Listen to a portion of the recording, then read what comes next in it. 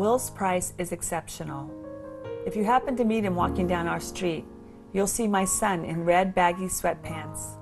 His thick black eyelashes frame enormous cornflower blue eyes, and he has freckles that march across the top of his tiny turned-up nose.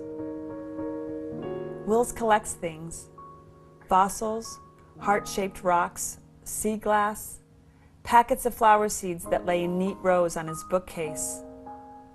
When he goes train watching and the Pacific Surfliner comes through on time, his dimples deepen and he throws his head back in celebration while twisting the front of his shirt. He prefers wearing stripes, t-shirts and turtlenecks mostly. He's very particular about this. There has to be stripes. Wills knows the parts that make up a Boeing 747 engine, but has trouble tying his shoes or using a public restroom. He cries in crowded or noisy rooms, but is right at home in the heart of New York City.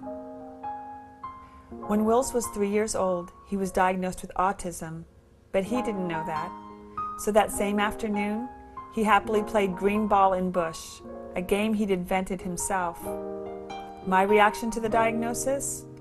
I bought fish, and then hamsters, and then a rabbit, and then more hamsters, and 10 hermit crabs, and a land turtle, and dumpy frogs.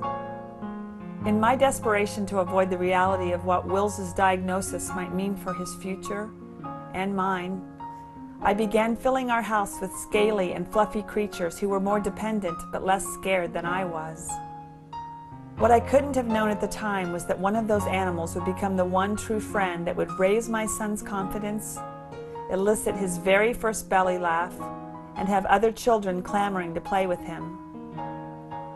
Cowboy, a light blonde, brown-eyed golden retriever, changed my son's life and had the inestimable honor of being the first and only living creature to ever hear "I love you" from Wills's lips. Cowboy, it seems, could do anything, but she would only have 2.5 years to perform her magic. This is a love story. A story about a boy and a dog who go everywhere together and wind up in that ambiguous place between bravery that only comes in pairs and miracles that continue long after there is no one to toss the ball to. This is the story of Cowboy and Wills.